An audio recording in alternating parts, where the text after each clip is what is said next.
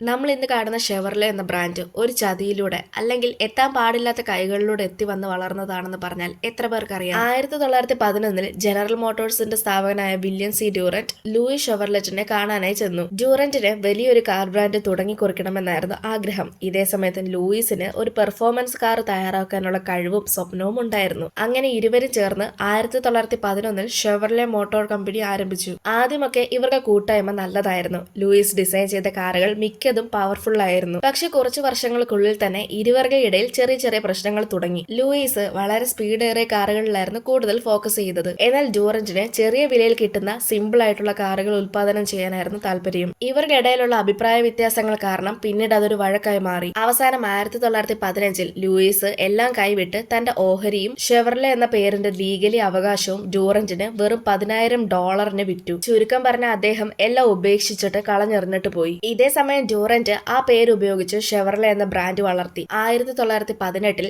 Durand ഷെവർലെനെ ഉപയോഗിച്ച് general മോട്ടോഴ്സിൽ വീണ്ടും അധികാരത്തിലേക്ക് ഏറി. ഡ്യൂറന്റ് അതിന്റെ ബ്രാൻഡ് പവർ ഉപയോഗിച്ച് ജനറൽ മോട്ടോഴ്സ് കമ്പനിയുടെ ഫുൾ കൺട്രോൾ വീണ്ടും പിടിക്കാൻ സാധിച്ചു. ഇതേ സമയം ലൂയിസ് പിന്നീട് അമേരിക്കയിൽ ചെറിയ ജോലി ചെയ്തുകൊണ്ട് ജീവിക്കുകയായിരുന്നു. ലൂയിസ് ജനറൽ മോട്ടോഴ്സിനെയോ അല്ലെങ്കിൽ ഷെവർലെ ബ്രാൻഡിലേക്കോ പിന്നീട് ഒരിക്കലും തിരിച്ചു പോകാനോ അല്ലെങ്കിൽ അവരുമായിട്ട് ഇൻഫ്ലുവൻസ് ആവാനോ ശ്രമിച്ചിട്ടില്ല. പിന്നീട് 1941 ലൂയിസ് ഷെവർലെ ന്യൂയോർക്കിൽ പണം പോലും ഇല്ലാത്ത നിലയിൽ മരിച്ചു കിടക്കുകയായിരുന്നു ചെയ്തത്. 1915 തന്റെ സ്വന്തം പേരുള്ള ബ്രാൻഡ് നഷ്ടപ്പെടുകയും പിന്നീട് 1918 ആ പേര് ഉപയോഗിച്ച് മറ്റൊരാൾ ഉയർന്നെഴുന്നേൽക്കുകയും ചെയ്തു. ഇതിനെപ്പറ്റിയുള്ള നിങ്ങളുടെ അഭിപ്രായം എന്താണെന്ന് കമന്റ് ചെയ്യ്. ഇതുപോലെയുള്ള കൂടുതൽ വീഡിയോസ് കാണാനായി ചാനൽ സബ്സ്ക്രൈബ് ചെയ്യാനും ഇൻസ്റ്റഗ്രാമിൽ ഫോളോ ചെയ്യാനും മറക്കല്ല്.